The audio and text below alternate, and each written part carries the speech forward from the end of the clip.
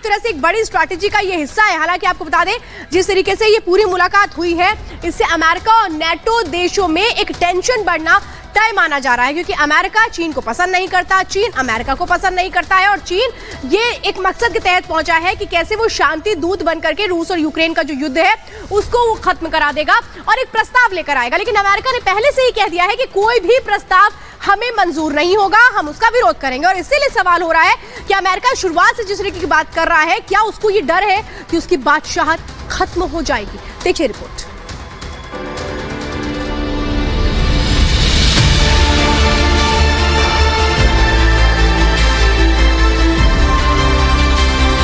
तीन दिन रूस में रुकेंगे चीनी राष्ट्रपति शी जिनपिंग।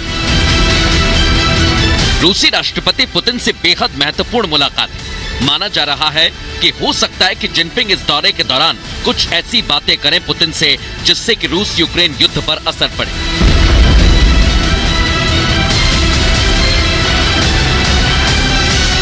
ये भी कयास लगाए जा रहे हैं कि जिनपिंग ये कोशिश भी कर सकते हैं कि कैसे युद्ध पर विराम लग जाए। लेकिन जिनपिंग मॉस्को पहुंचे भी नहीं थे कि अमेरिका की बयानबाजी चालू हो गई। अमेरिका को यह रास नहीं आ रहा है कि उसके रहते हुए चीन शांति दूत बन रहा है। जिनपिंग रूस में, अमेरिका टेंशन में।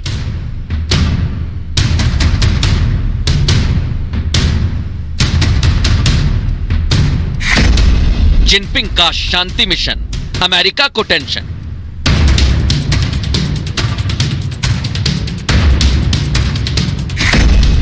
नए वर्ल्ड ऑर्डर से डरा अमेरिका।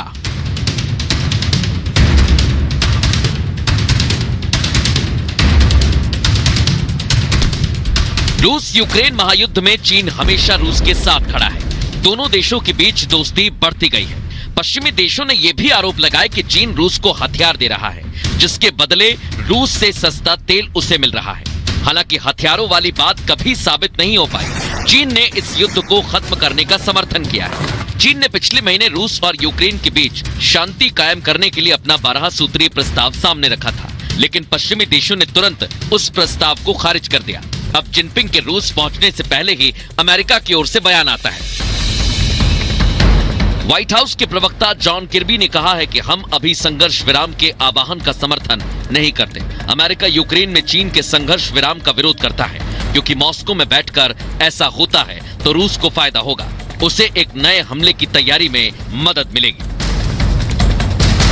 हाल ही में चीन ने दो पुराने दुश्मनों की दोस्ती करा दी। चीन ने ईरान और सऊदी अरब के हाथ मिलवा दिए और अब यह माना जा रहा है कि चीन की कोशिश रूस यूक्रेन युद्ध को खत्म न सही फिलहाल रुकवाने की होगी।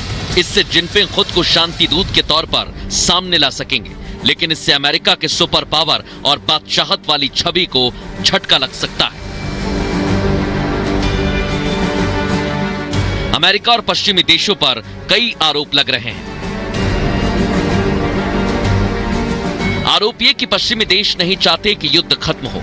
पश्चिमी देश युद्ध में हथियारों का व्यापार कर रहे हैं। अमेरिका चाहता है कि रूस कमजोर हो जाए। नाटो रूस की सीमा तक पहुंचना चाहता है।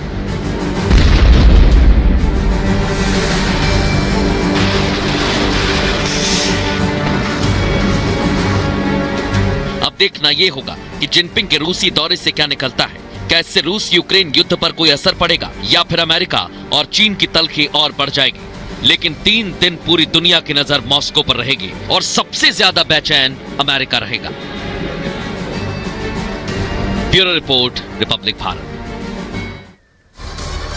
तो जिनपिंग रूस के दौरे पर है और रूस की यूक्रेन से जंग छिड़ी है। अमेरिका और नाटो देश यूक्रेन को हथियार दे रहे हैं। इससे डर ये फैल रहा है कि जंग आगे ना बढ़ जाए और कहीं परमाणु युद्ध ना छिड़ जाए, क्योंकि नाटो में 3 देश ऐसे हैं जिनके पास परमाणु हथियार हैं और रूस और चीन दोनों के पास परमाणु हथियार है। तो नाटो देश और रूस चीन की जोड़ी में से कौन आगे है, ये हम आपको समझाते हैं। परमाणु हथियारों के मामले में आपको बताते हैं, दरअसल अमेरिका की अगर बात करते हैं तो 5428 परमाणु हथियारों से लैस है।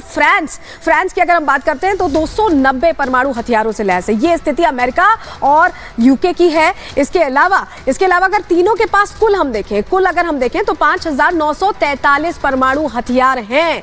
ये स्थिति है है इन देशों की। और ये समझिए कि अब अमेरिका और यूके का हमने आपके सामने डेटा रखा, लेकिन चीन और रूस की क्या स्थिति है जरा ये भी देख लीजिए। चीन के पास 350 परमाणु हथियार हैं, ये आप देख पा रहे हैं चीन को। रूस के पास 5977, और अगर ये दोनों मिल जाते हैं, जो ये मुलाकात हो रही है, 6327 परमाणु हथियार कुल होंगे। यानी कितने भारी पड़ने वाले हैं ये आप समझना आपके लिए मुश्किल नहीं है इन तस्वीरों के बाद। तो सोमवार को चीनी राष्ट्रपति, यानी आज का वो दिन है, चीनी राष्ट्रपति पहुंच चुके हैं अमेरिका, और पश्चिमी देशों में घबराहट इससे बढ़ गई है। इससे पहले शनिवार और रविवार को रूसी राष्ट्रपति पुतिन पहले क्रीमिया गए थे और उसके बाद रूसी नियंत्रण वाले शहर मरियोपोल वो पहुंच गए। इन दोनों ही जगहों पर पहुंचकर पुतिन ने एक बहुत बड़ा संदेश देने की कोशिश की है, क्योंकि उससे पहले वो हाइपरसोनिक हथियारों की बात कर चुके हैं। रिपोर्ट देखिए।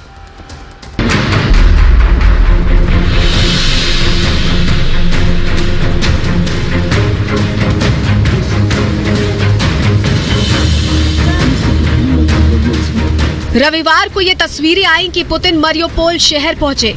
शनिवार को वो क्रीमिया में थे और अचानक हेलीकॉप्टर से मरियोपोल पहुंच गए, जो कि डोनेट्स्क इलाके में है, जिस पर पिछले साल ही रूस ने कब्जा किया था। माना जा रहा है कि पुतिन का मरियोपोल में औचक दौरा कई सवालों का जवाब देने और यूक्रेन और पश्चिमी देशों को एक कड़ा संदेश देने के लिए था। मरियोपोल क्यों गए पुतिन?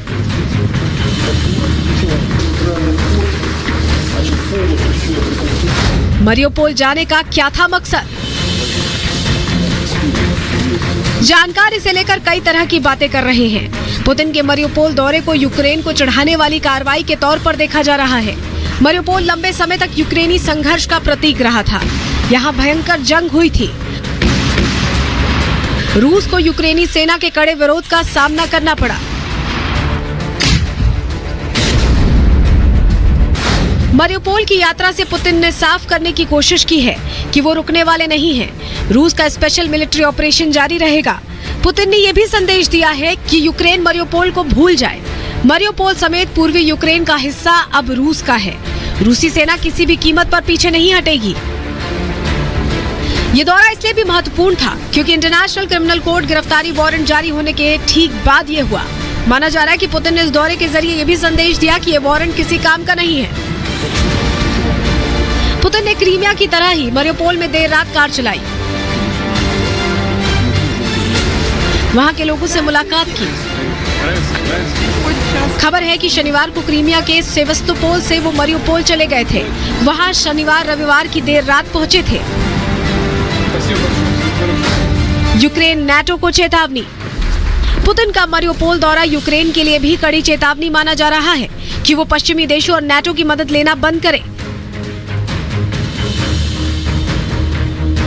पुतिन ने यह दौरा तब किया जब यूक्रेन लगातार कहता रहा है कि वो पूर्वी यूक्रेन और क्रीमिया को रूस से छीनेगा।